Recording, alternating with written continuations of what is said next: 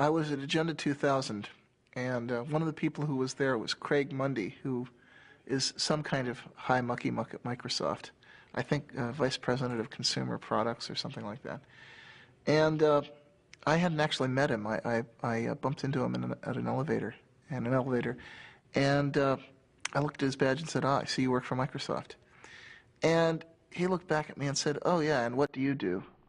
And I thought he seemed just a sort of a tad dismissive. I mean, here's the archetypal, guy in a suit looking at a scruffy hacker. And so I gave him the 1,000-yard stare and said, I'm your worst nightmare.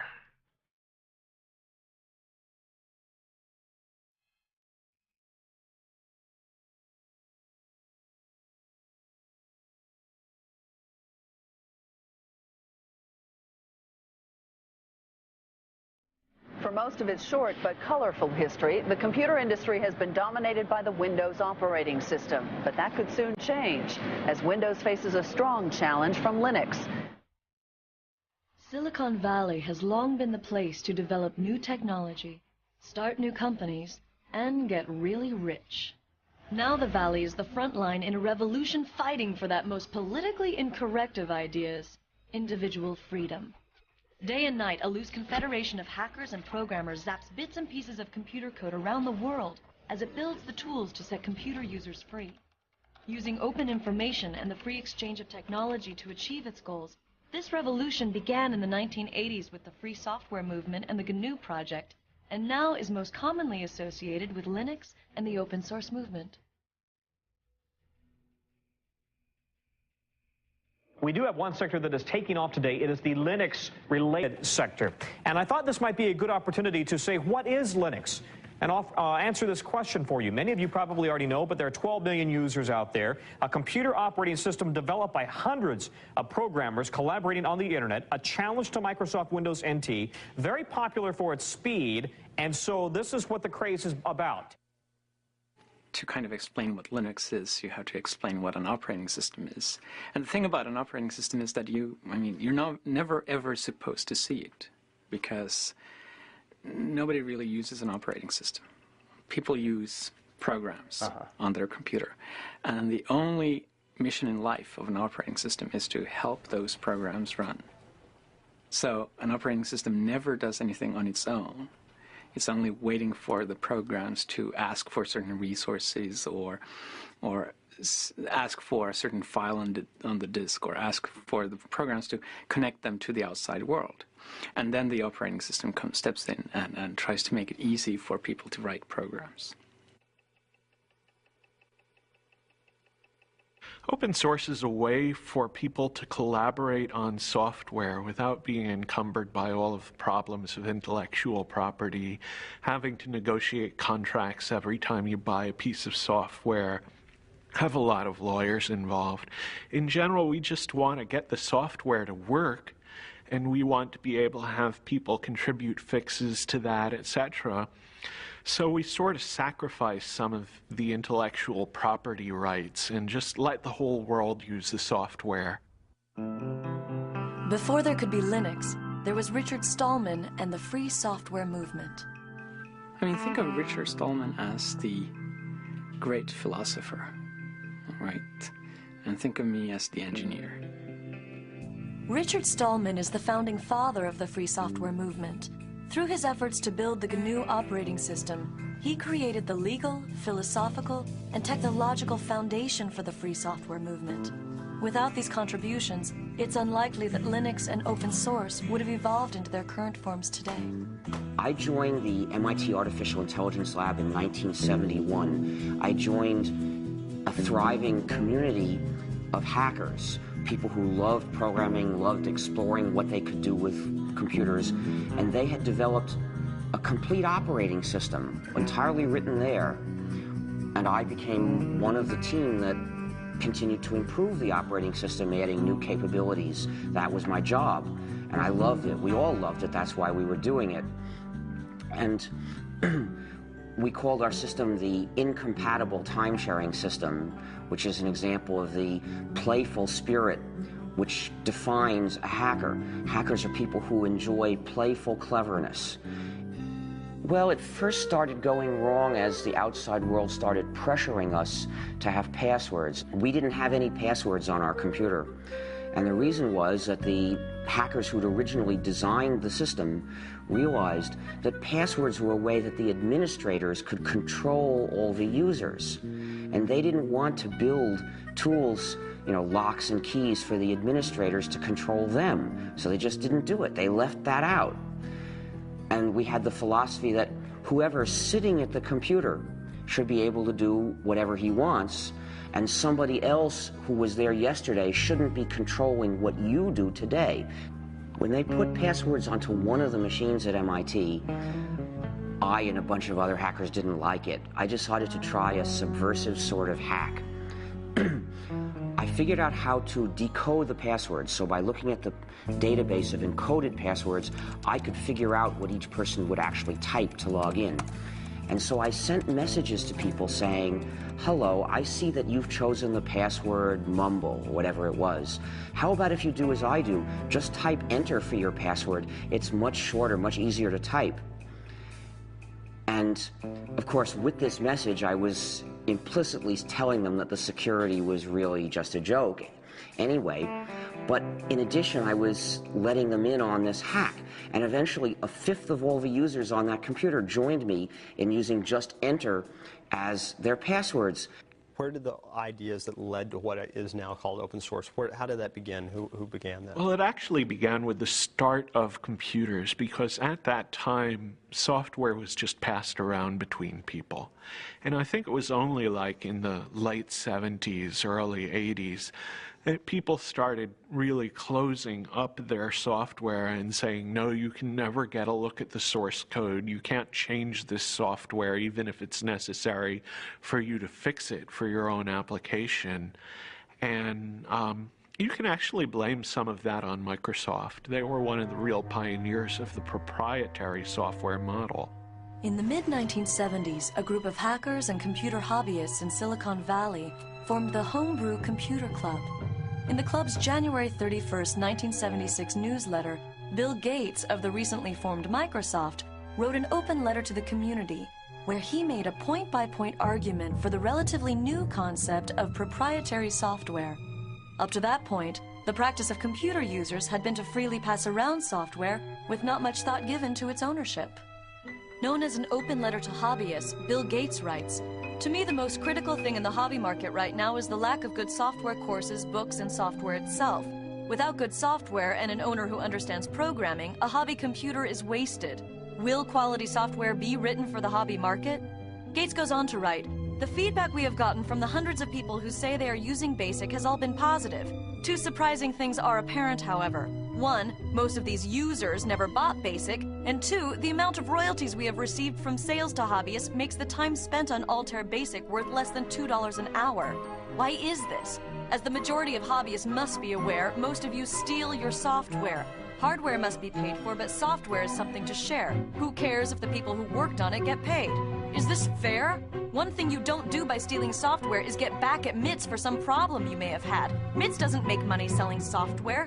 One thing you do is prevent good software from being written. Who can afford to do professional work for nothing? What hobbyist can put 3-man years into programming, finding all bugs, documenting his product, and distribute it for free?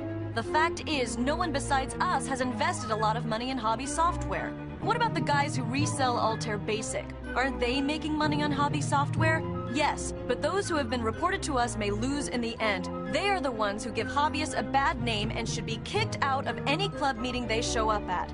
I would appreciate letters from anyone who wants to pay up or has a suggestion or comment. Signed, Bill Gates, General Partner, Microsoft."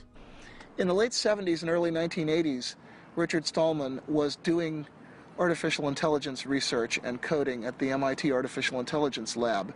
Richard had a number of negative experiences during that period which soured him on the whole idea of commercial software. Such as? Some code that he wanted to work on and wanted to fix was locked up, and he couldn't get the company that owned the code to let him fix it, even though it would have been to their advantage to do so. And that put me into a moral dilemma, you see, because to get one of the modern computers of the day, which was the early 80s, you would have to get a proprietary operating system. The developers of those systems didn't share with other people. Instead, they tried to control the users, dominate the users, restrict them, saying, if to get this system, you have to sign a promise you won't share with anybody else.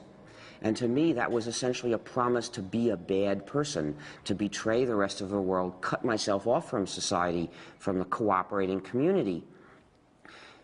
And I had already experienced what happened when other people did that to us, when they refused to share with us because they had signed these contracts.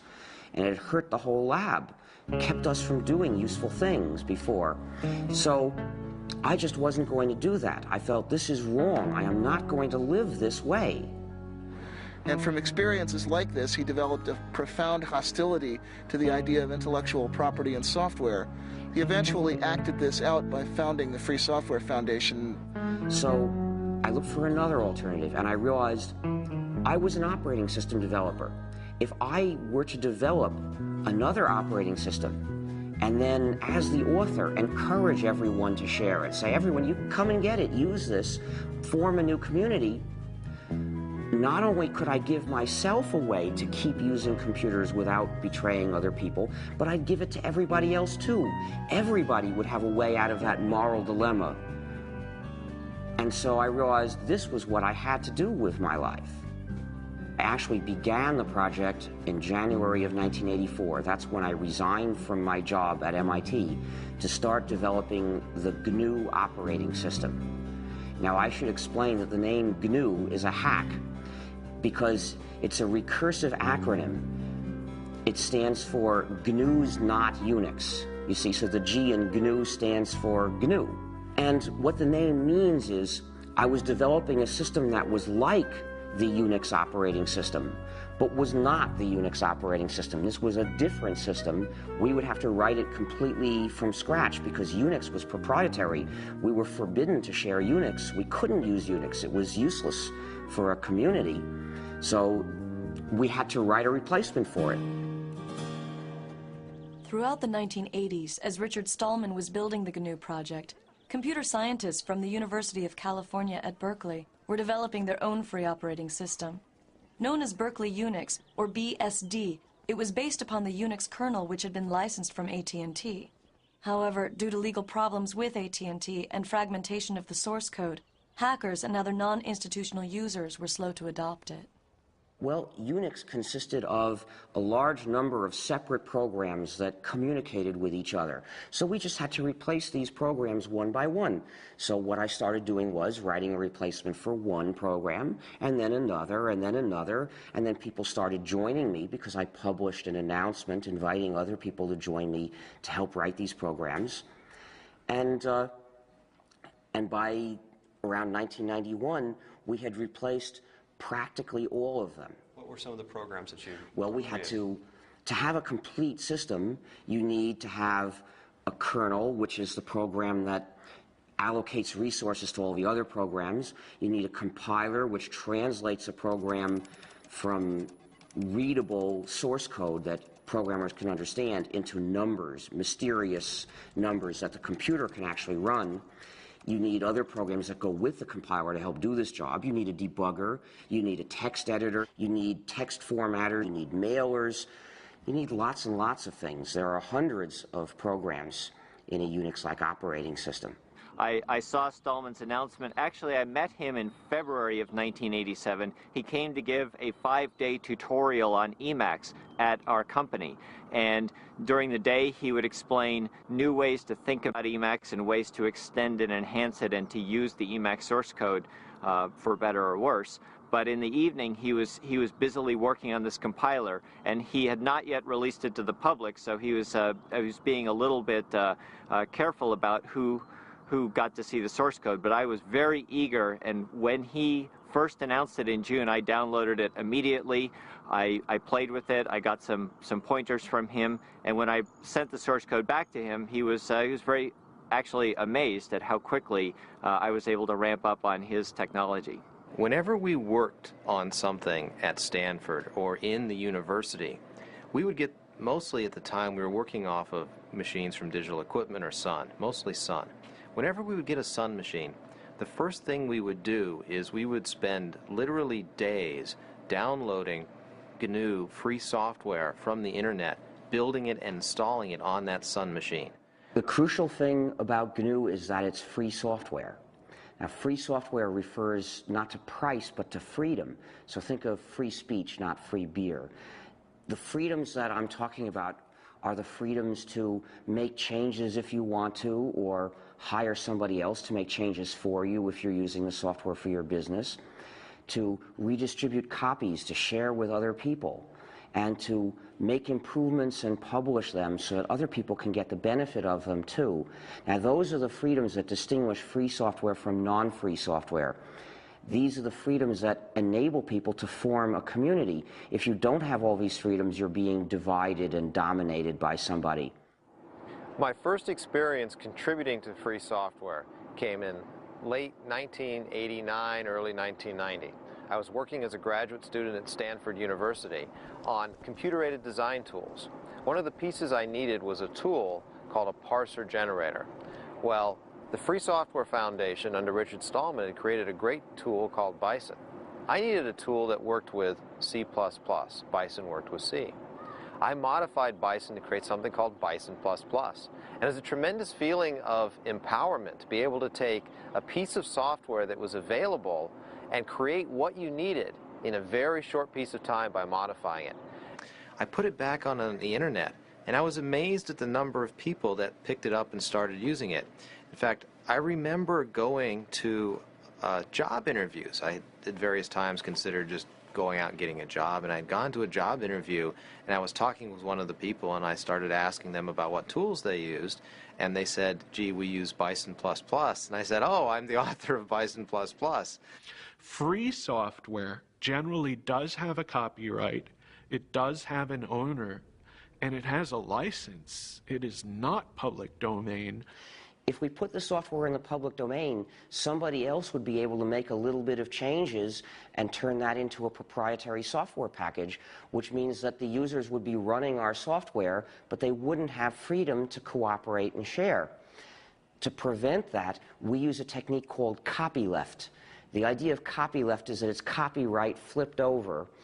And what we do is we say, this software is copyrighted, and we, the authors, give you permission to redistribute copies. So we give you permission to change it. We give you permission to add to it.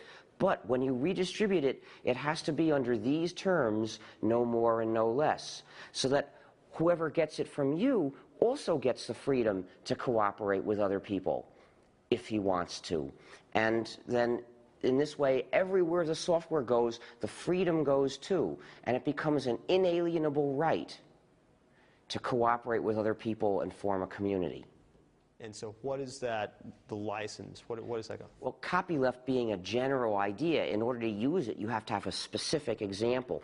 And the specific example we use for most GNU software packages is the GNU General Public License, particular document in legalese which accomplishes this job. A lot of other people use that same license. For example, Linus Torvalds uses that license for Linux as well.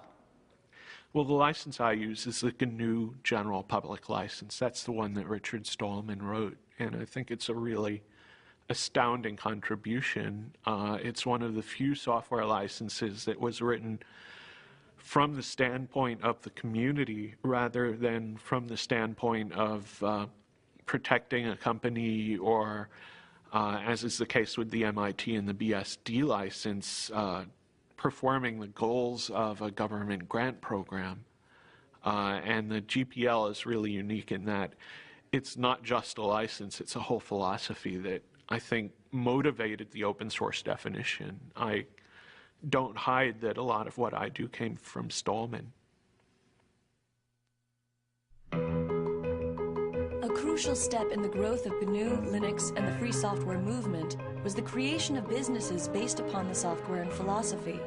Ground zero for the beginning of the business phase was the Electronics Research Lab at Stanford University. Known as ERL, the lab was the place where the first GNU and Linux businesses found their inspiration. So right here is where ERL was.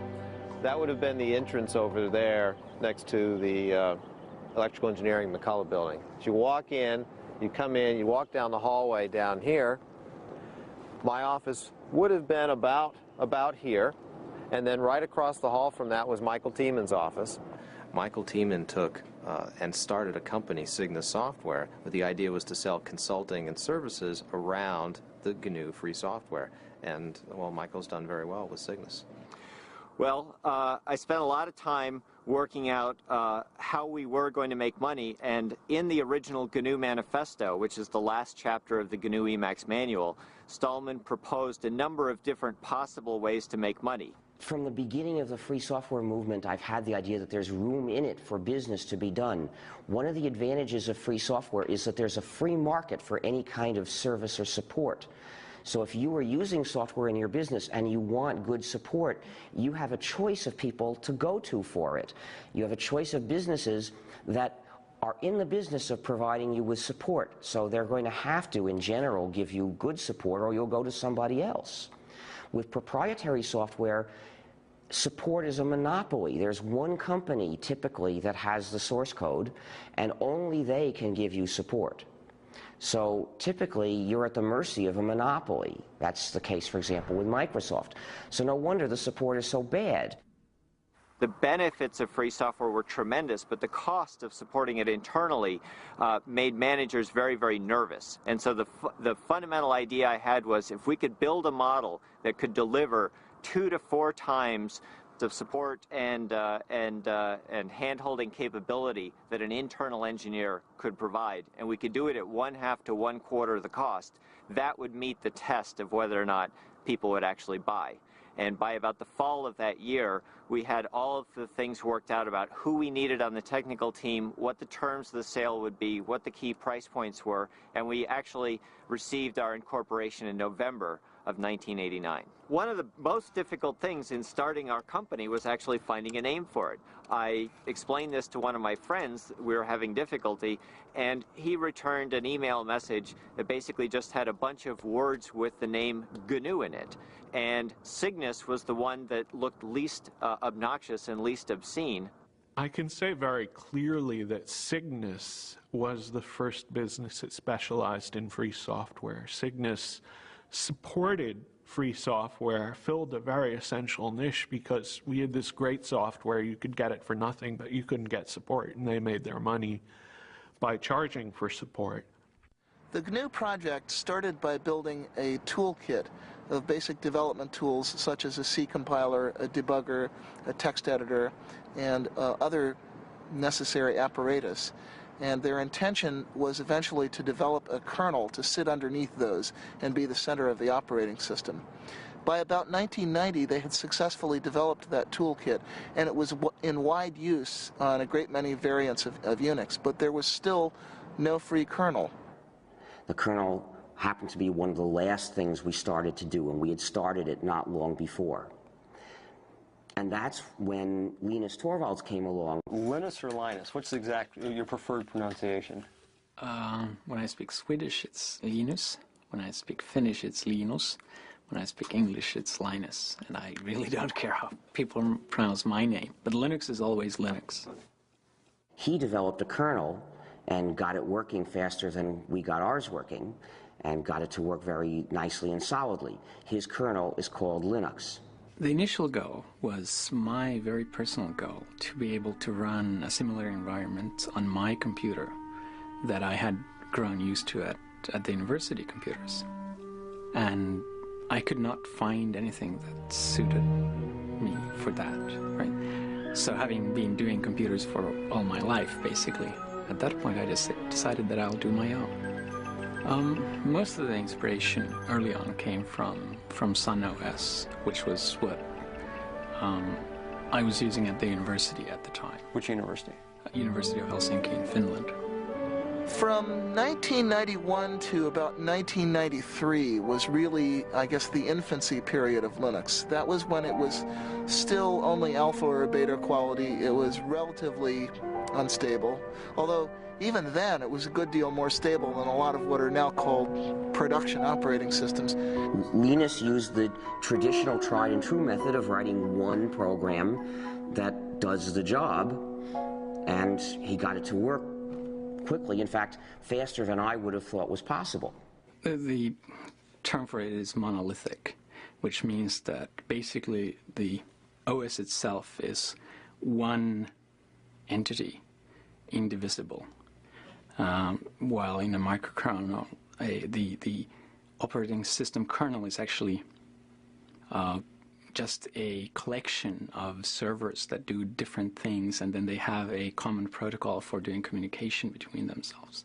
So why is it that if the GNU project had so much lead time, so to speak, doing this, why is it that he was able to kind of come in at the tail end, so to speak? Well, we actually started the GNU herd not long before he started Linux.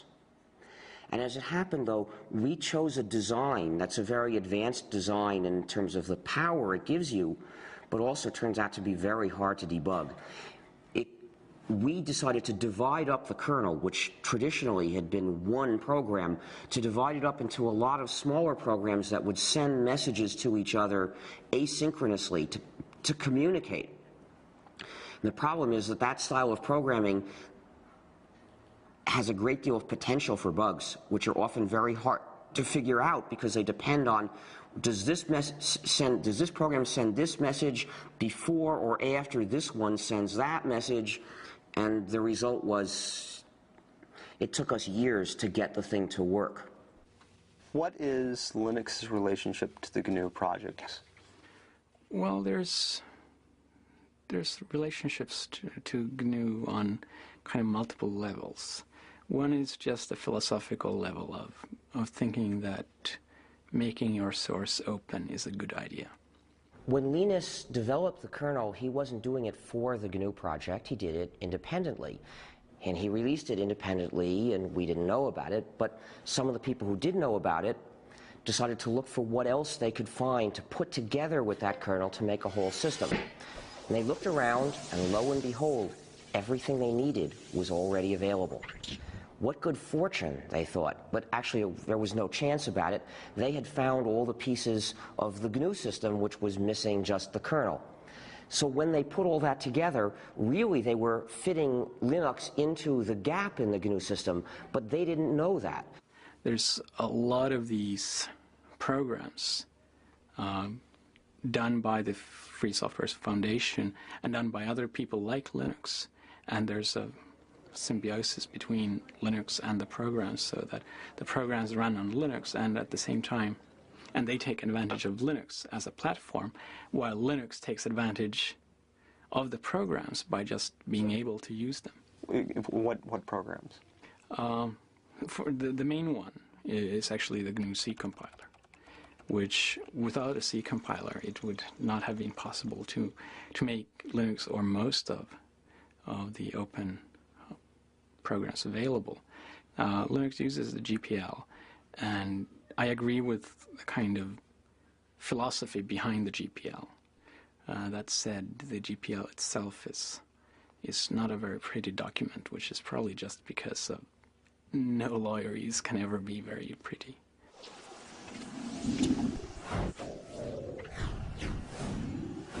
Well, I'd been playing around with Linux for actually late 92, early 93 for about a year before I decided it was to the point where it actually had everything that I needed to really replace the Sun workstation.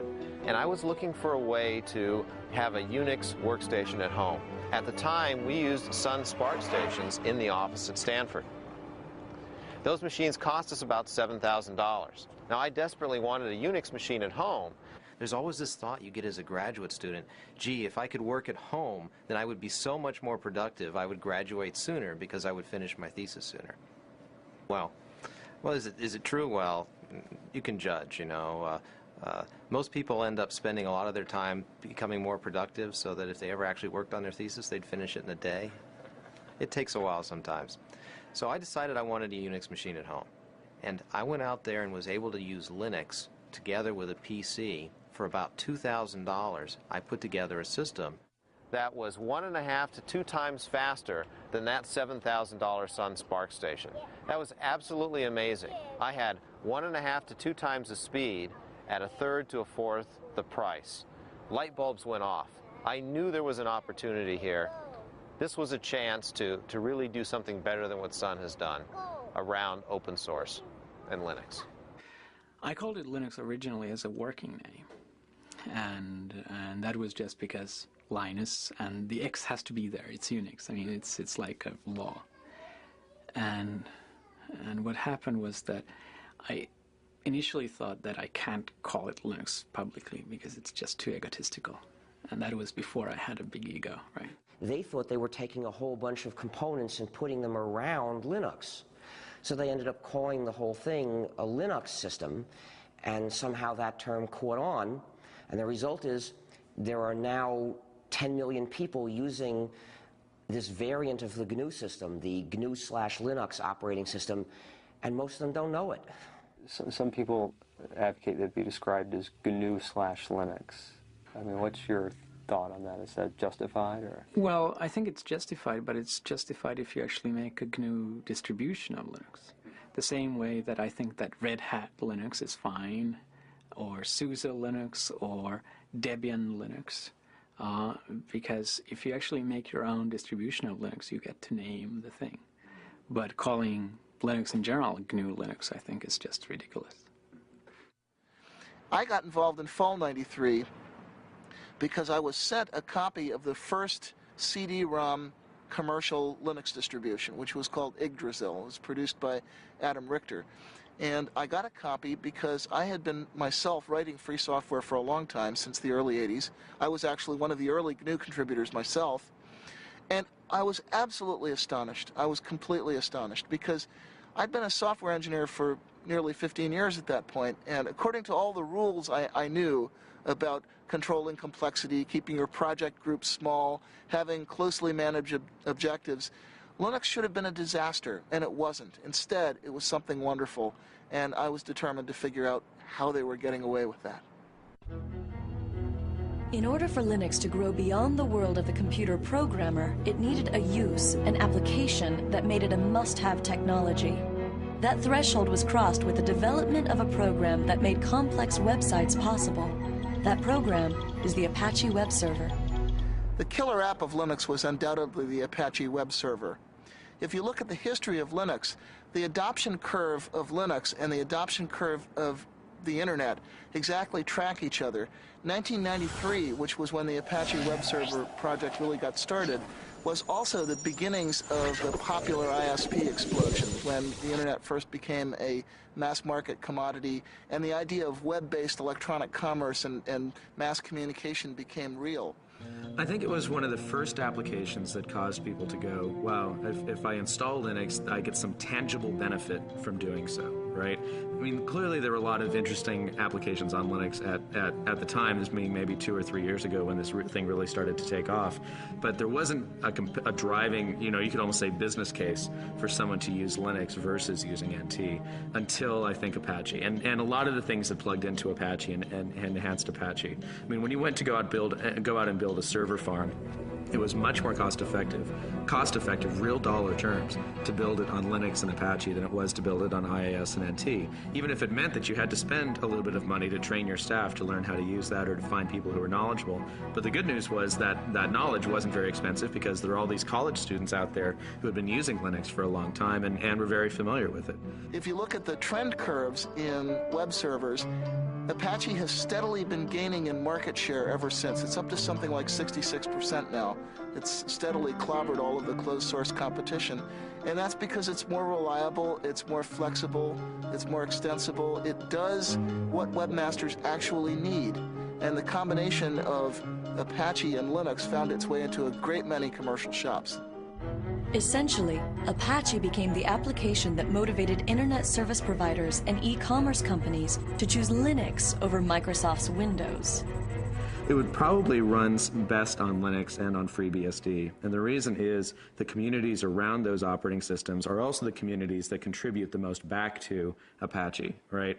And they were also the operating systems that internet service providers started using very heavily as well. And internet service providers really liked Apache because it allowed them to do a lot of different things that some of the commercial web servers didn't, such as the ability to host more than one website on a single box, which clearly if you're an ISP and you have 40,000 users and they all want their own website is going to be pretty important to you.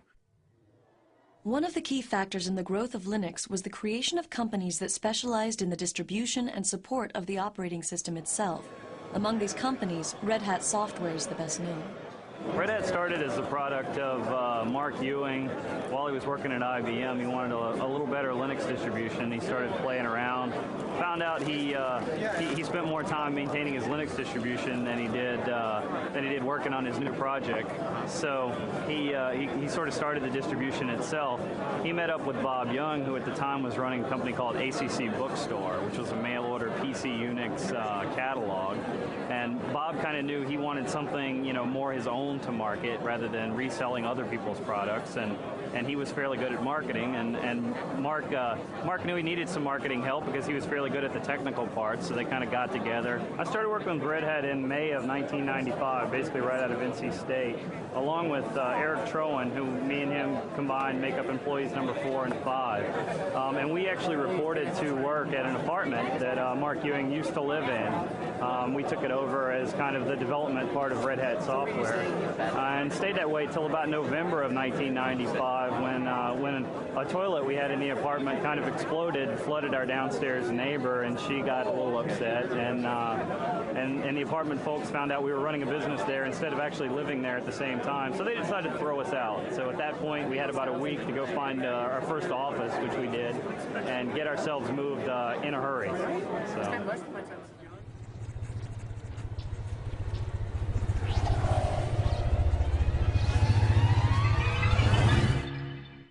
We started going in, again, 95 or so to the venture capital firms, saying, there's something happening here. There's a great business opportunity to build the next Sun for open source.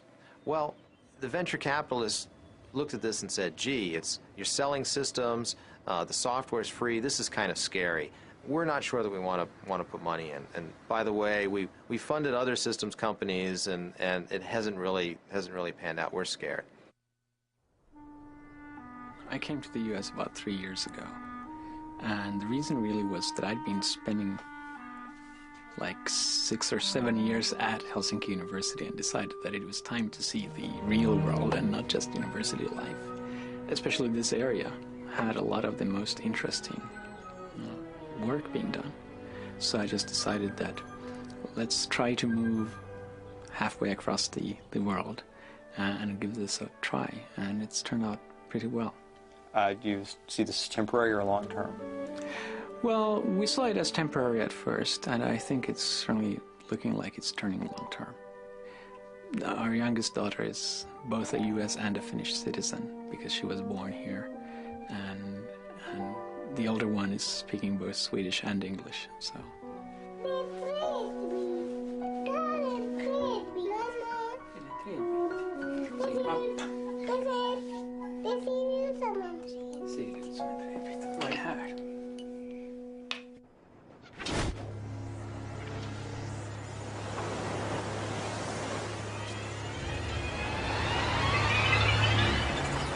The next major event was one that I had a direct hand in.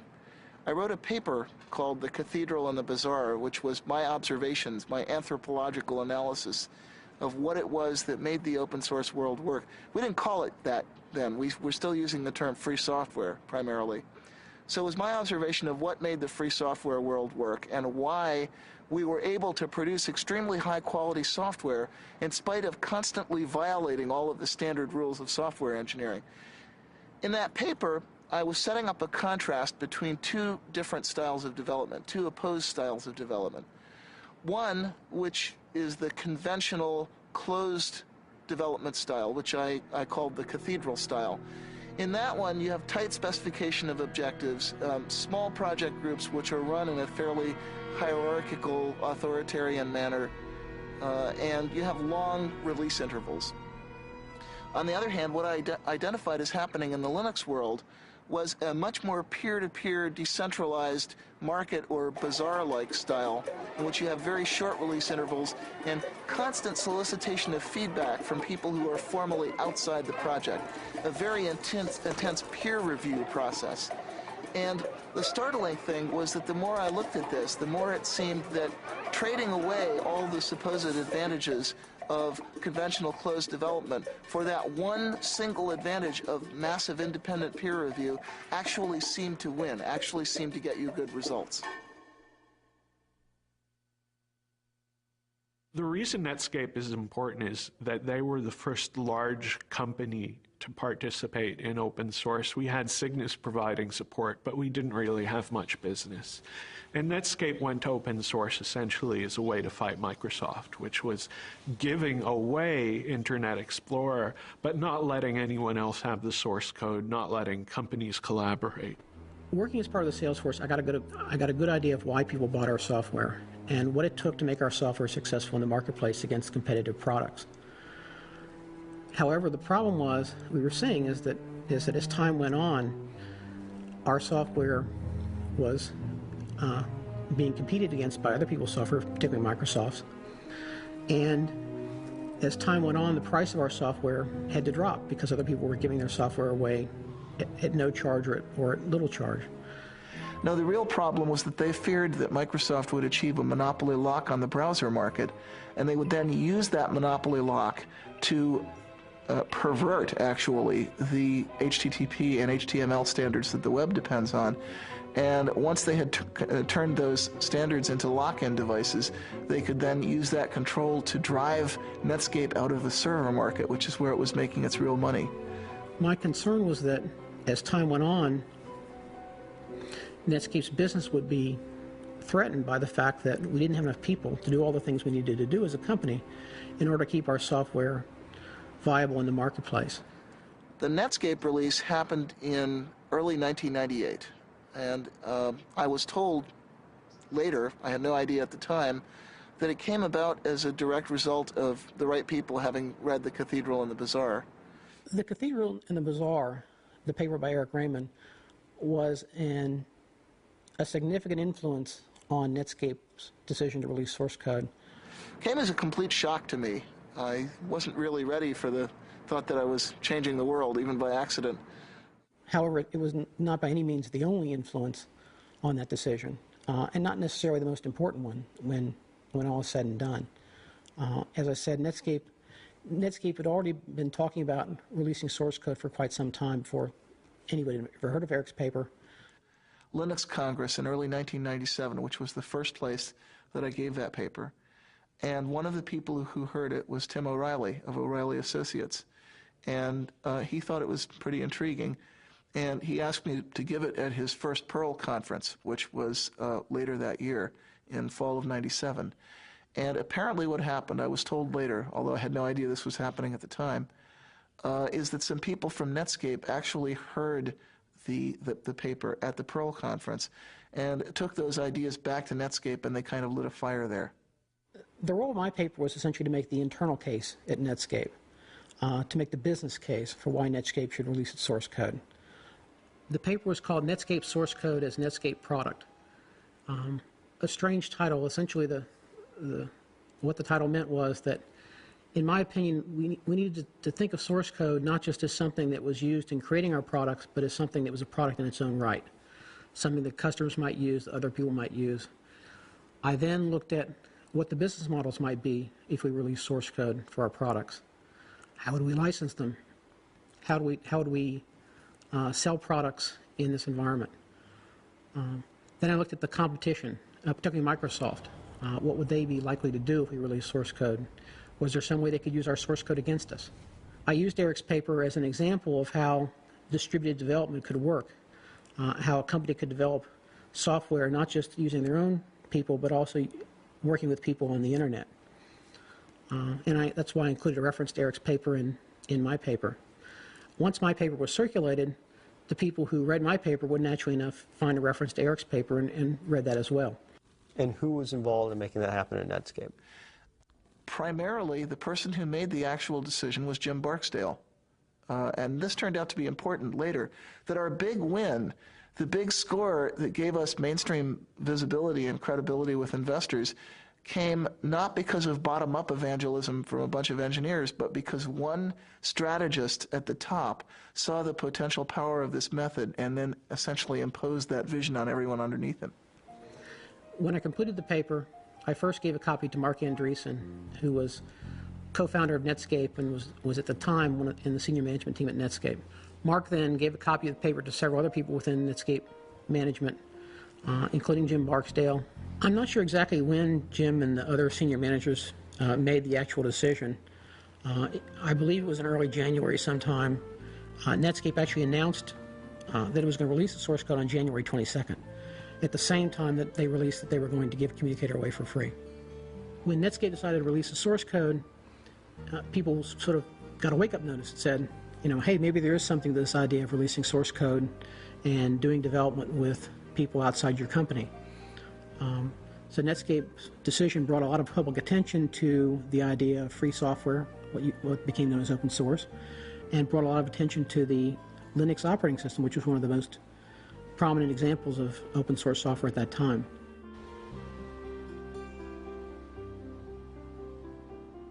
This is our first office, Mountain View, California. We moved here in early 1995. This is 4,000 square feet. It was an incredible leap of faith for us to move out and take the company to our own office. Now, what's really important about this place is that this is the office where the term open source was invented. If you walk into an executive's office and you say, free software, okay, if you're lucky, the response you'll get is something like, free software must be cheap, shoddy, worthless.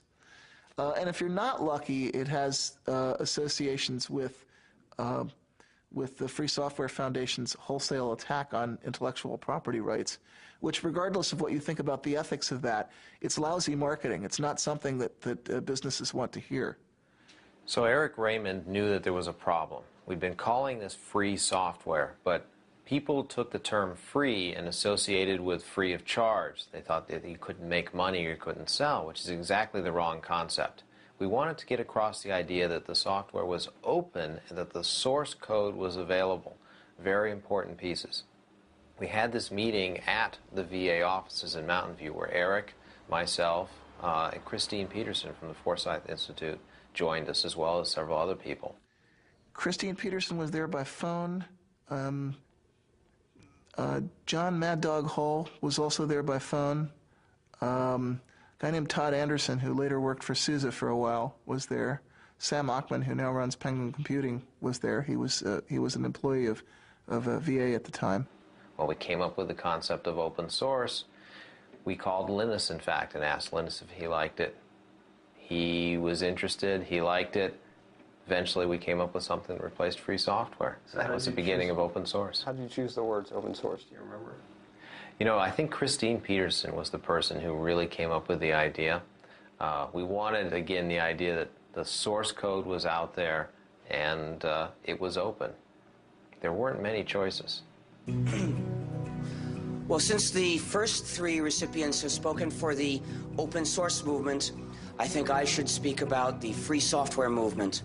The open source movement focuses on practical advantages that you can get by having a community of users who can cooperate on interchanging and improving software. I agree completely with the points they make about that.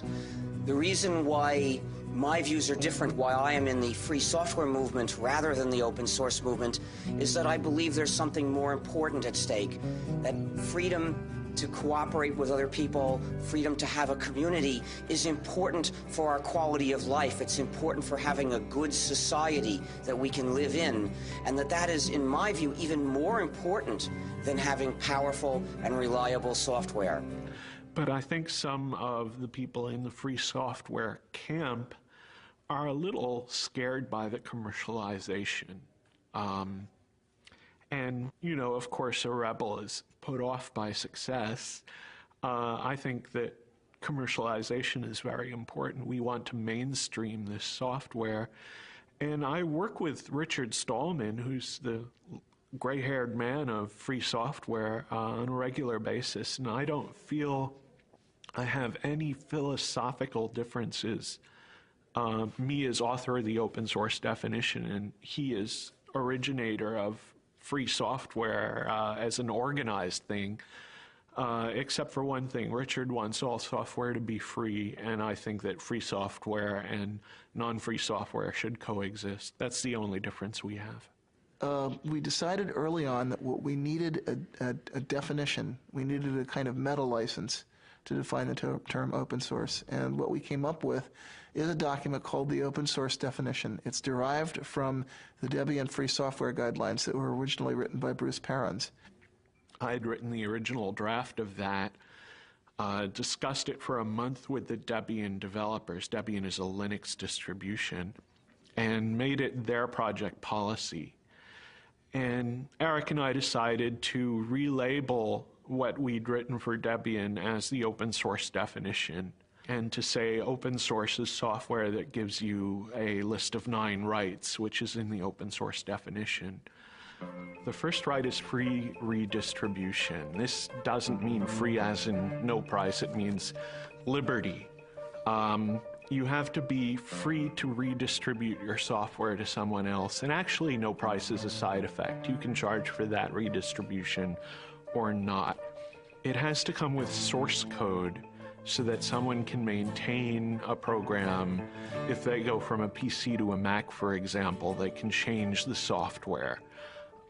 Derived works have to be possible. If someone has to improve your program, they should be able to distribute the result. There's a provision about integrity of the author's source code, which says that the author can sort of maintain their honor, and if you make a change, you might have to change the name of the program or mark out your change very clearly so that your change doesn't reflect on the author. There's no discrimination against people or groups. The example I usually use is you can't stop an abortion clinic or an anti-abortion activist from using the software. There's no discrimination against fields of endeavor, and that means the software has to be usable in a business as well as in a school. The license has to be distributable. In other words, I have to be able to give that license to someone, and that license then should work if that someone gives it to yet a third person. The license can't be specific to a product. In other words, if I distribute my software on a Red Hat system, the license can't say, you can't distribute this on a SUSE or a Debian system. The license can't contaminate other software. So if I distribute this on a CD with another program, it can't say that other program must be free, otherwise you can't distribute my software. And then the only other part of the open source definition is a list of licenses that were accepted. And the ones that we started with were the GPL, which was actually the example for a lot of what's in the open source definition, the BSD license, because software for BSD system pre-existed Linux.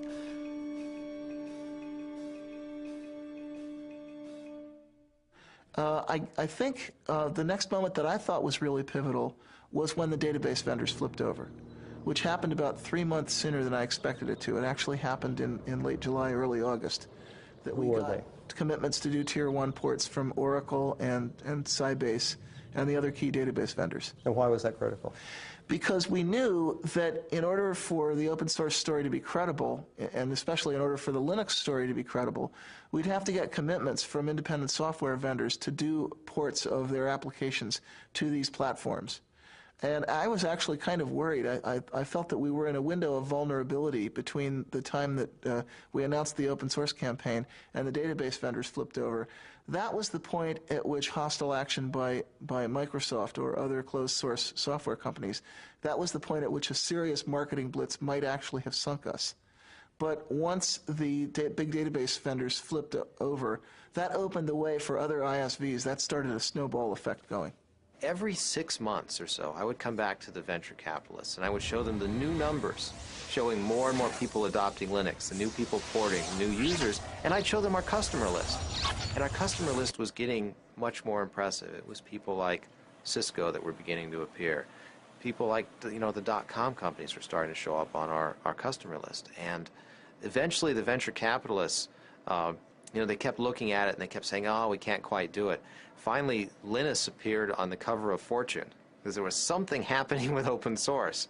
Well, at that point, the venture capitalists couldn't ignore it. They just got sick of hearing about Linux everywhere, and they got tired of me just, showing it to them every at that point, almost every week. So they decided it was time to invest, that there was something happening. Well, I announced open source to the world on the internet. I did a lot of the early administrative work of starting the open source initiative. And I think 6 months later, I was reading the words open source in the news all the time and was totally astounded. And a year later, I believe Microsoft was talking about releasing some source code. And someone in the press asked Steve Ballmer if they were going to open source their code, and Steve Ballmer said, well, open source means more than just releasing the source code. And I realized that he had read my document and understood it and was now telling the press about this. Now, if you're like just a guy on the net who's not doing this for a job at all, and you sort of write a manifesto and it spreads out through the world, and a year later the vice president of Microsoft is talking about that, you'd think you were on drugs, wouldn't you? But that's what really happened.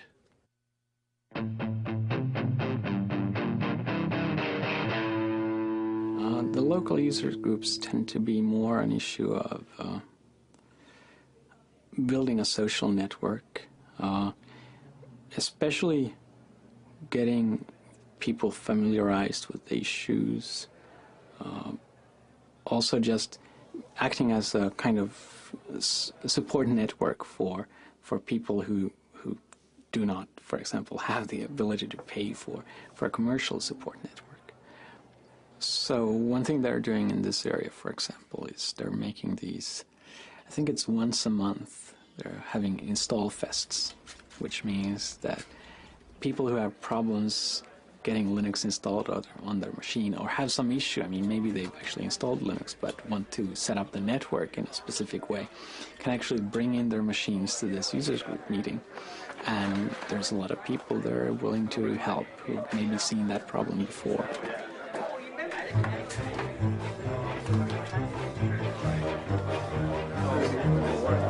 So the card that only connects locally, go back to this. Well, actually things aren't going so well. I tried it earlier myself. I had problems, and so I came to this install fest where all the gurus abound. Hopefully I'll have better luck getting it in. Instead of sending emails or writing to news groups on the internet and waiting several days for the answer sometimes, it's easy to come here and find other people who might know about your problem and may be able to help you. And hopefully within a few hours you have your machine installed. Originally I wanted to install on my larger laptop, and so I just did a search on the net and found where there were resources to get help.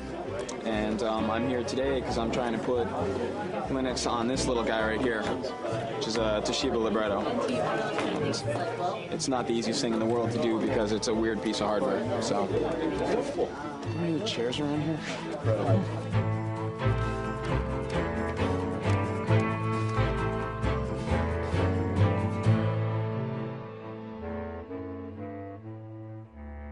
I think the Department of Justice case has made people aware of the fact that you should at least look for alternatives to Microsoft, and maybe Microsoft isn't the American dream after all. And that kind of shift in perception, you can very clearly see that people just took Microsoft for granted. And maybe they're still buying Microsoft, but at least they're kind of more aware of the issue these days. Microsoft actually used Linux as defense. They used Linux to ground a claim that they don't have a monopoly because Linux could essentially push them off their catbird seat at any time. It's a very ingenious argument, totally specious, because it didn't do anything to answer the charge that they had previously engaged in bullying and various anti-competitive practices. But it was clever of them. In an event, the judge didn't buy it. Well, ordinarily we in the Linux community are rather wary about letting Microsoft become the issue, but there was a Slashdot article about December of '98 where a fellow named Matt at the Noodle had pointed out that a gentleman in Australia had managed to receive a refund for the unused copy of Windows that came with his computer. So he declared the 19th of January, was it January? No, it's February. It's February, I'm sorry. The 19th of February, he declared the 19th of February Windows Refund Day, and he encouraged everyone to go to their computer manufacturers and return their unused copies of Windows as it was specified in the Windows End User License Agreement. Yeah, it's important to remember that in the license itself it says that you can receive a refund if you don't use the software, and that the manufacturer is bound by law to do this, or at least bound by contract. And we found that, you know, if you called up these manufacturers, they basically said, "It stopped bothering me, kid," and hung up on you. We didn't really want to sort of give out the location of where we were going to meet until, you know, at the very last second. So what we did is we had people meet at places that we could control in the different towns around here.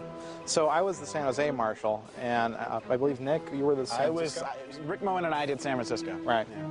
And so we had maps there, and we handed them off to everybody who was coming. Well, we actually met at a Denny's that's just outside the Foster City limits, Foster City city limits, which meant also that it was just outside the Foster City police jurisdiction, which meant that any incidents that happened at the meeting point happened in the jurisdiction of San Mateo, and if they told us to get lost, we'd say, fine, we're going to Foster City, bye.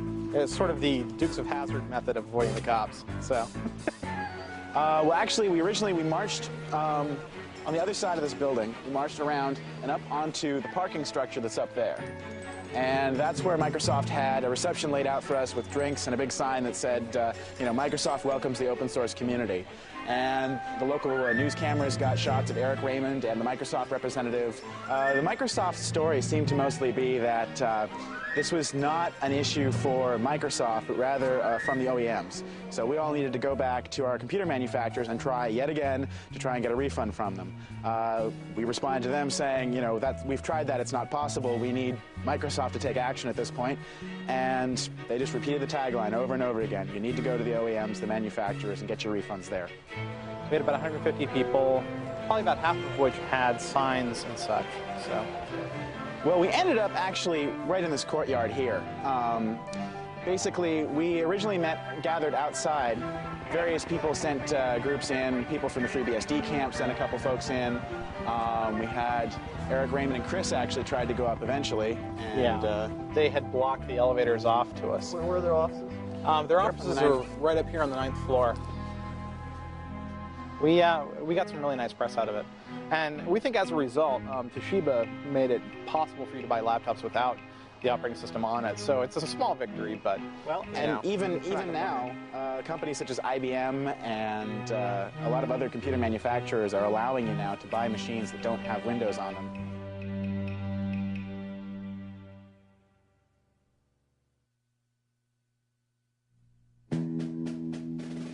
You know, when I was a kid and I went to school, the teachers were trying to teach us to share.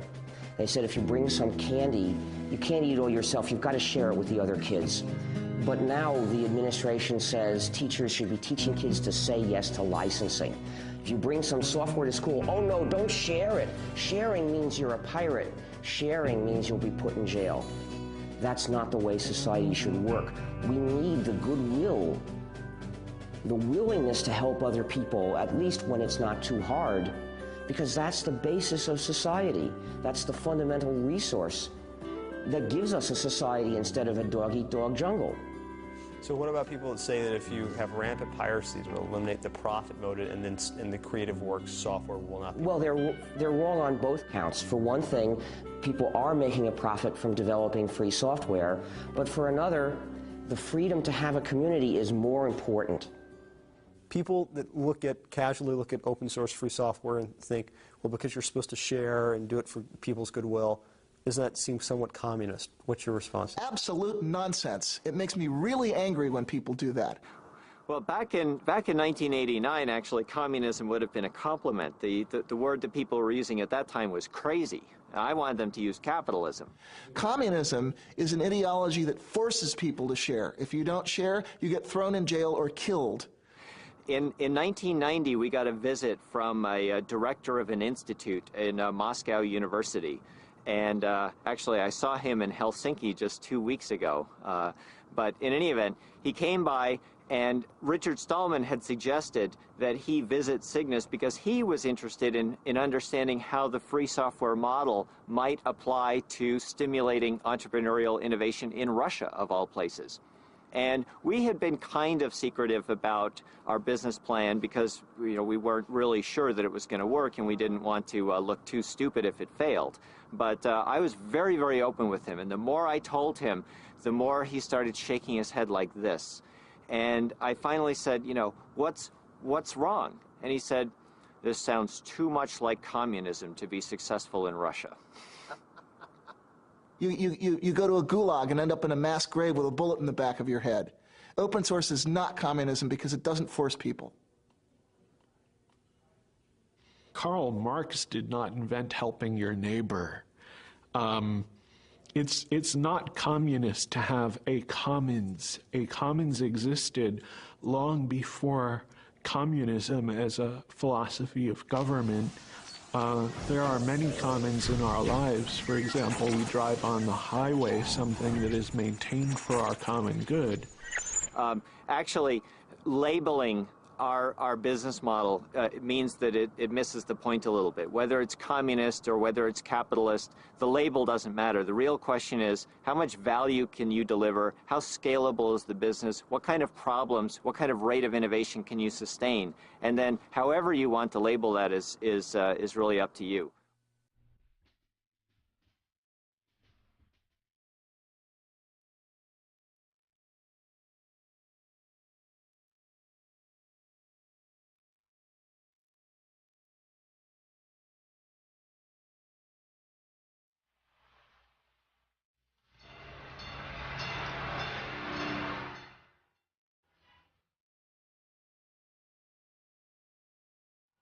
A lot of people described that August Linux World as Linux's coming out party. Linus Torvalds was very funny about that. He said, "What, was Linux gay?" But some people said, "Yeah, that was our debutante ball. That was when the Linux guys, the hardcore hackers, really got it together with the suits."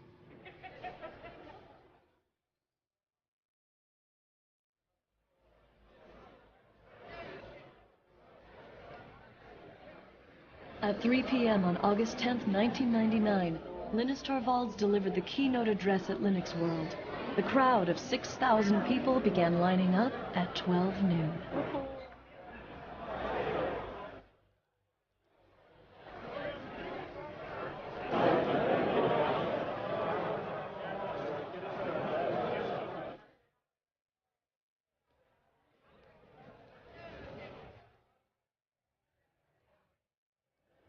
Ladies and gentlemen, please welcome Larry Augustine, Linux World Conference Chair and President and CEO, VA Linux Systems.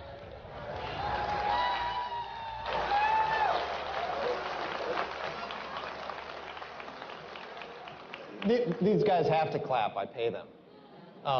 Thank you all for being here. It looks like it's been a great show so far. If you'll indulge me for a moment, I'm going to try and avoid the glare of the lights and just I still think there's a lot of people, even though this is the second show, I still think there's a lot of people who don't quite get what it is that's so exciting about Linux.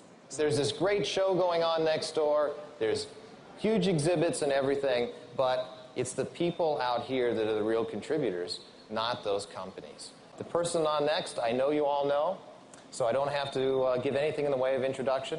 Ladies and gentlemen, I give you Linus Torvalds. Linus.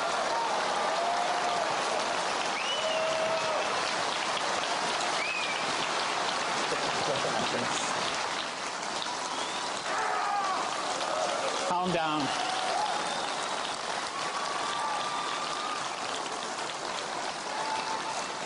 Calm down.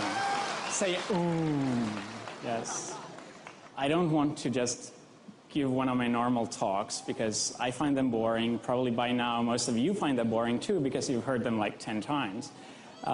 But after the technical update, we'll actually try whether we can do a questions and answers session with 5,000 people or how many of you there are there. And it may not actually work out because one of the 5,000 people is really loud. The one thing I will do, which I always do in all my talks, is the gratitude thing. I want to kind of acknowledge the fact that I've obviously not been alone in doing Linux.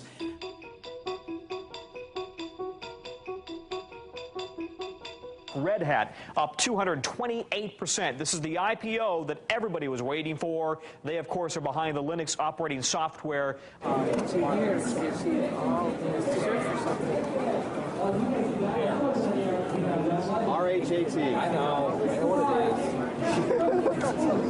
All I've gotten today are comments about what the stock price is. All morning. You know, it was at 41, it was at 42, it was at 47, it was at 53, it was at 51. Every machine, as far as I can tell, on the show floor is pointed to their E-Trade accounts, to their broker accounts. They know the Red Hat price. So I can't believe it. I'm not checking. Just heard 53. Oh, boy. Hang on. I didn't buy any. You didn't buy? No, I didn't buy. I should have bought. But, no, that's great if it's that. You guys don't know? Well, you know, Red Hat being successful just means that it legitimizes Linux, so it's much easier for us to go out.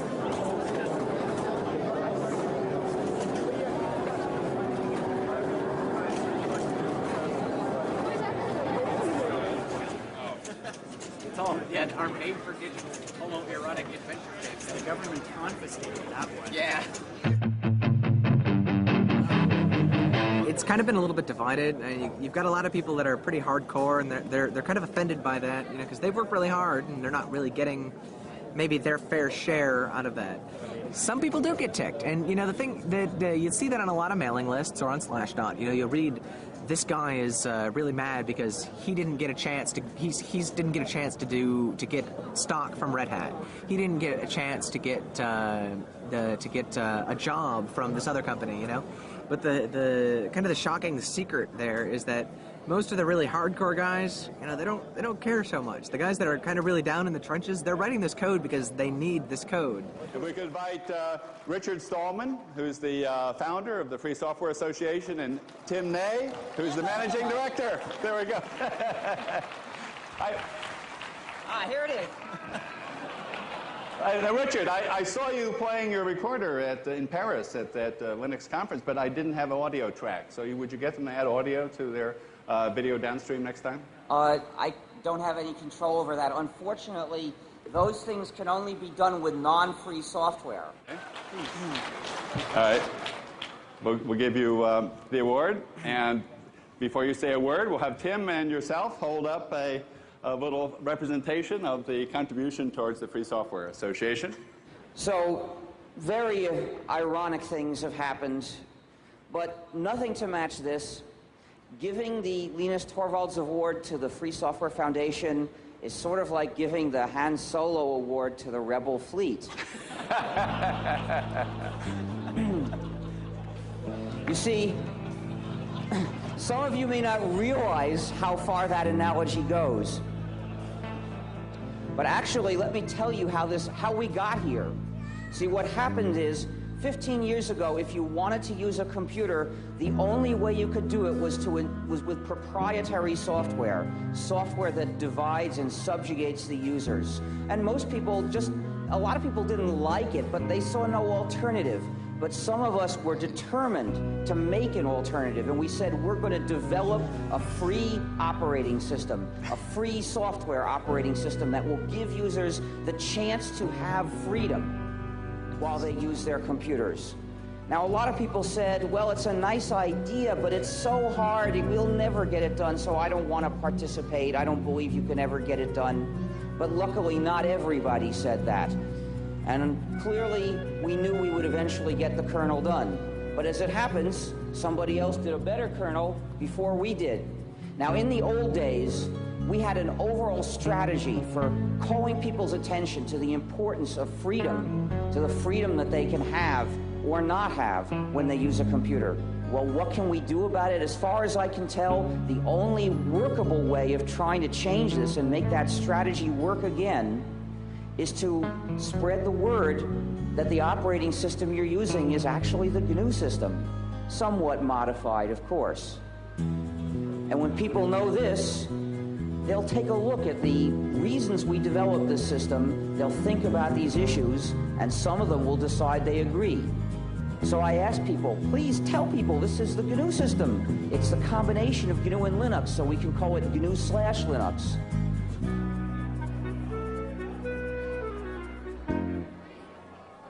So Larry, when you were at Stanford 8-9 years ago doing your PhD, did you ever think you'd be in this position? No. All kidding aside. No, I had no idea, honestly. What did you think you would be when you were finishing up your PhD? You know, that's a good question. I really didn't have a good idea. I mean, here we are on this huge show floor. There are people just going crazy about Linux. We had 6,200 people crammed into a room to see Linux speak last night. Here we are with, you know, all of these huge vendors all over the show. It's just, you have no idea that this is going to happen. I mean, this is just this little operating system that we were happy with, that a few people cared about. You know, I thought I'd have a nice little consulting business, and here I am suddenly with all over this huge show going on. It's just incredible. I mean, a year ago, you could look and say, you know, this is going to be big. And everyone's standing at the show going, you know, the show was big last year. Is it going to be as big this year? Then you remind them, you know, last year was only 6 months ago. Then they go, oh, Linux time.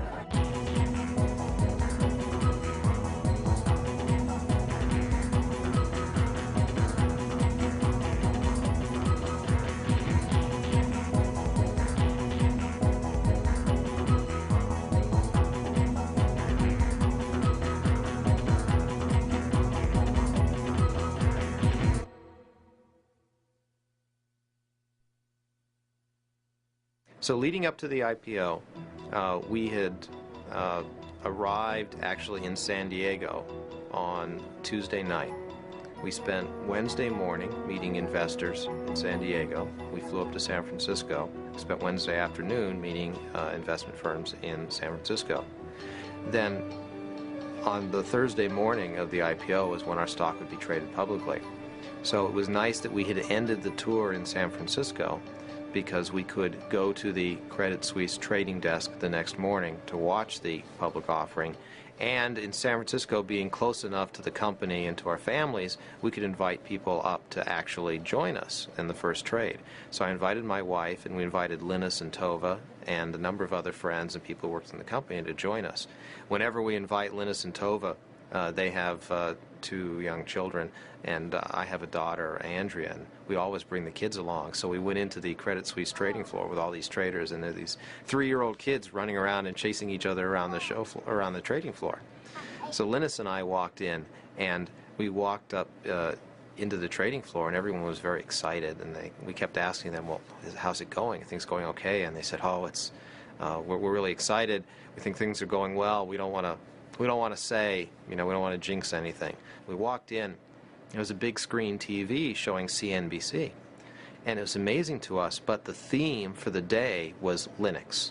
Now, we have an IPO that's going to go today, and when I mean go, it is going to go. The estimates I'm hearing are staggering, but watch VA Linux Systems. It goes at 1240 today. The symbol is LNUX, a provider of large-scale computer service and workstations specially designed for the Linux operating system. The original range on this IPO was $11 to $13, then $21 to $23, then $28 to $30, priced at $30.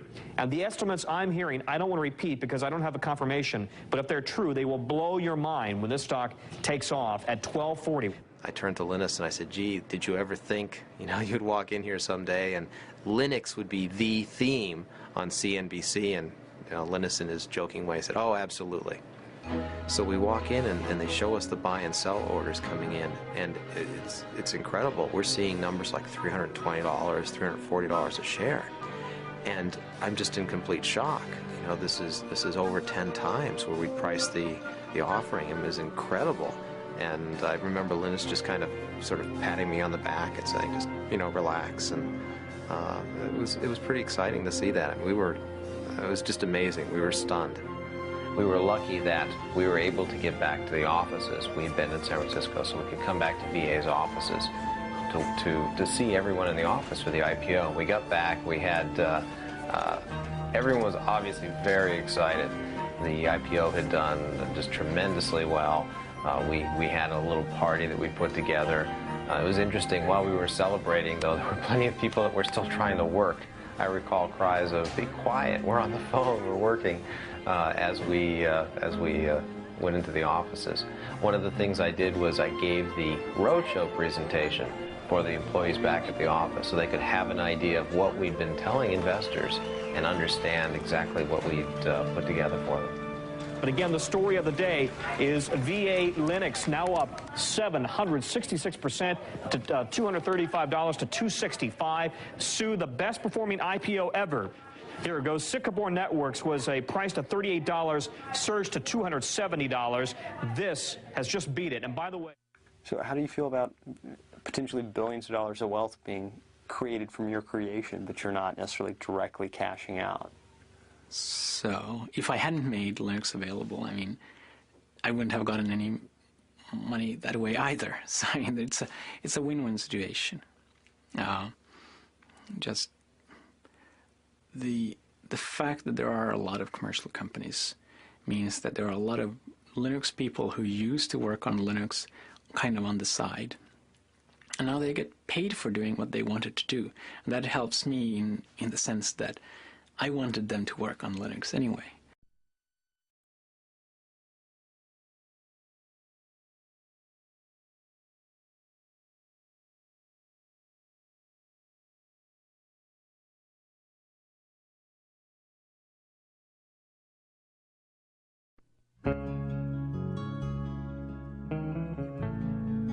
The whole GNU project is really one big hack. It's one big act of subversive, playful cleverness to change society for the better, because I'm only interested in changing it for the better, but in a clever way. Hi, we're the GNU Stallmans, and this is the free software song. Join us now and share the software. You'll be free, hackers, you'll be free.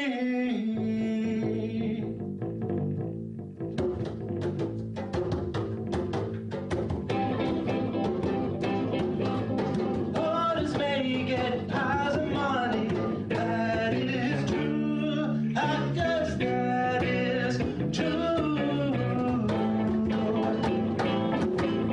But they cannot help their neighbor, that ain't good. Hackers, that ain't good.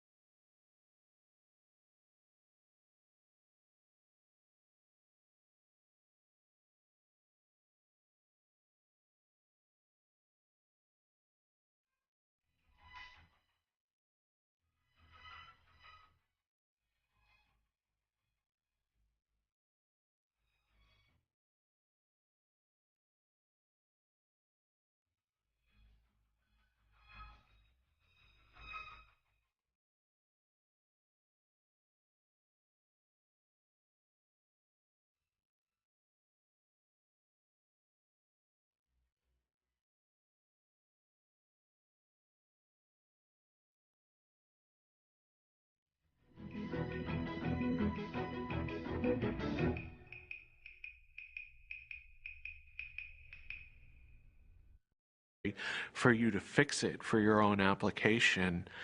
And you can actually blame some of that on Microsoft. They were one of the real pioneers of the proprietary software model. In the mid-1970s, a group of hackers and computer hobbyists in Silicon Valley formed the Homebrew Computer Club. In the club's January 31st, 1976 newsletter, Bill Gates of the recently formed Microsoft wrote an open letter to the community where he made a point-by-point argument for the relatively new concept of proprietary software. Up to that point, the practice of computer users had been to freely pass around software with not much thought given to its ownership. Known as an open letter to hobbyists, Bill Gates writes, "To me, the most critical thing in the hobby market right now is the lack of good software courses, books, and software itself. Without good software and an owner who understands programming, a hobby computer is wasted. Will quality software be written for the hobby market?" Gates goes on to write, "The feedback we have gotten from the hundreds of people who say they are using BASIC has all been positive. Two surprising things are apparent, however. One, most of these users never bought BASIC, and two, the amount of royalties we have received from sales to hobbyists makes the time spent on Altair BASIC worth less than $2 an hour. Why is this? As the majority of hobbyists must be aware, most of you steal your software. Hardware must be paid for, but software is something to share. Who cares if the people who worked on it get paid? Is this fair? One thing you don't do by stealing software is get back at MITS for some problem you may have had. MITS doesn't make money selling software. One thing you do is prevent good software from being written. Who can afford to do professional work for nothing? What hobbyist can put 3-man years into programming, finding all bugs, documenting his product, and distribute it for free? The fact is, no one besides us has invested a lot of money in hobby software. What about the guys who resell Altair BASIC? Aren't they making money on hobby software? Yes, but those who have been reported to us may lose in the end. They are the ones who give hobbyists a bad name and should be kicked out of any club meeting they show up at. I would appreciate letters from anyone who wants to pay up or has a suggestion or comment. Signed, Bill Gates, General Partner, Microsoft."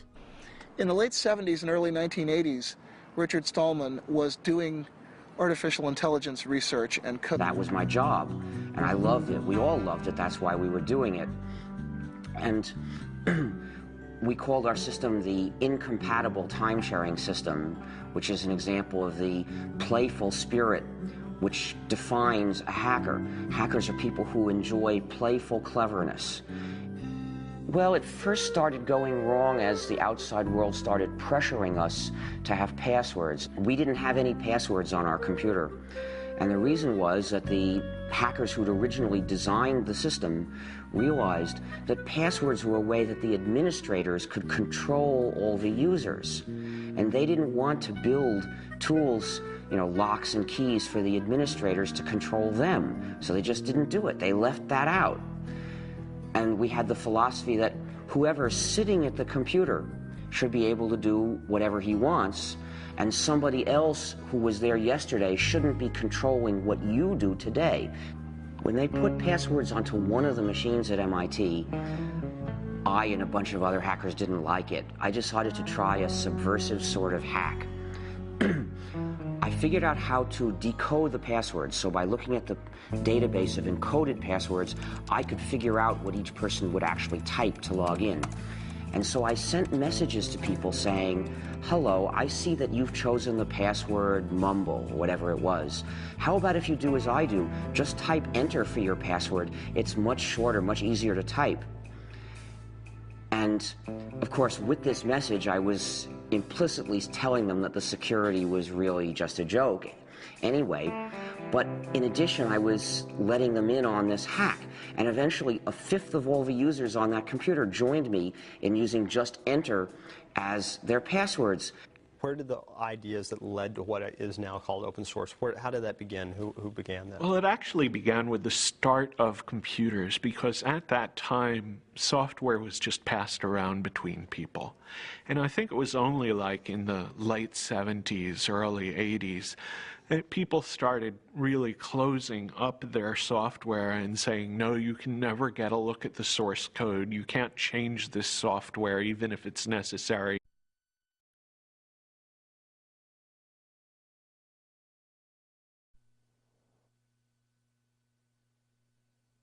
I was at Agenda 2000, And one of the people who was there was Craig Mundy, who is some kind of high mucky muck at Microsoft. I think Vice President of Consumer Products or something like that. And I hadn't actually met him. I bumped into him at an elevator, and I looked at his badge and said, "Ah, I see you work for Microsoft." And he looked back at me and said, "Oh yeah, and what do you do?" And I thought he seemed just a sort of a tad dismissive. I mean, here's the archetypal, guy in a suit looking at a scruffy hacker. And so I gave him the 1,000-yard stare and said, "I'm your worst nightmare."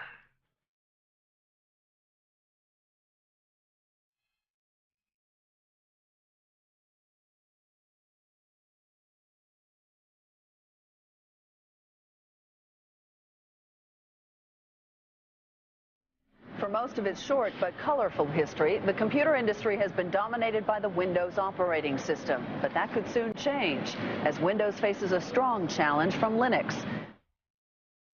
Silicon Valley has long been the place to develop new technology, start new companies, and get really rich. Now the Valley is the front line in a revolution fighting for that most politically incorrect of ideas, individual freedom. Day and night, a loose confederation of hackers and programmers zaps bits and pieces of computer code around the world as it builds the tools to set computer users free. Using open information and the free exchange of technology to achieve its goals, this revolution began in the 1980s with the free software movement and the GNU project, and now is most commonly associated with Linux and the open source movement. We do have one sector that is taking off today. It is the Linux-related sector. And I thought this might be a good opportunity to say, what is Linux? And I'll answer this question for you. Many of you probably already know, but there are 12 million users out there. A computer operating system developed by hundreds of programmers collaborating on the internet. A challenge to Microsoft Windows NT. Very popular for its speed. And so this is what the craze is. At the MIT Artificial Intelligence Lab. Richard had a number of negative experiences during that period which soured him on the whole idea of commercial software. Such as? Some code that he wanted to work on and wanted to fix was locked up, and he couldn't get the company that owned the code to let him fix it, even though it would have been to their advantage to do so. And that put me into a moral dilemma, you see, because to get one of the modern computers of the day, which was the early 80s, you would have to get a proprietary operating system. The developers of those systems didn't share with other people. Instead, they tried to control the users, dominate the users, restrict them, saying, if to get this system, you have to sign a promise you won't share with anybody else. And to me, that was essentially a promise to be a bad person, to betray the rest of the world, cut myself off from society, from the cooperating community. And I had already experienced what happened when other people did that to us, when they refused to share with us because they had signed these contracts. And it hurt the whole lab, kept us from doing useful things before. So I just wasn't going to do that. I felt, this is wrong. I am not going to live this way. And from experiences like this, he developed a profound hostility to the idea of intellectual property in software. He eventually acted this out by founding the Free Software Foundation. So I looked for another alternative, and I realized I was an operating system developer. If I were to develop another operating system, and then as the author encourage everyone to share it, say, everyone, you come and get it, use this, form a new community, not only could I give myself a way to keep using computers without betraying other people, but I'd give it to everybody else too. Everybody would have a way out of that moral dilemma. And so I realized this was what I had to do with my life. I actually began the project in January of 1984. That's when I resigned from my job at MIT to start developing the GNU operating system. Now, I should explain that the name GNU is a hack, because it's a recursive acronym. It stands for GNU's not about. To kind of explain what Linux is, you have to explain what an operating system is. And the thing about an operating system is that you're never ever supposed to see it, because nobody really uses an operating system. People use programs on their computer, and the only mission in life of an operating system is to help those programs run. So an operating system never does anything on its own. It's only waiting for the programs to ask for certain resources or ask for a certain file on the disk, or ask for the programs to connect them to the outside world. And then the operating system steps in and tries to make it easy for people to write programs. Open source is a way for people to collaborate on software without being encumbered by all of the problems of intellectual property, having to negotiate contracts every time you buy a piece of software, have a lot of lawyers involved. In general, we just want to get the software to work, and we want to be able to have people contribute fixes to that, etc. So we sort of sacrifice some of the intellectual property rights and just let the whole world use the software. Before there could be Linux, there was Richard Stallman and the free software movement. I mean, think of Richard Stallman as the great philosopher, right? And think of me as the engineer. Richard Stallman is the founding father of the free software movement. Through his efforts to build the GNU operating system, he created the legal, philosophical, and technological foundation for the free software movement. Without these contributions, it's unlikely that Linux and open source would have evolved into their current forms today. I joined the MIT Artificial Intelligence Lab in 1971. I joined a thriving community of hackers, people who loved programming, loved exploring what they could do with computers, and they had developed a complete operating system, entirely written there. And I became one of the team that continued to improve the operating system, adding new capabilities.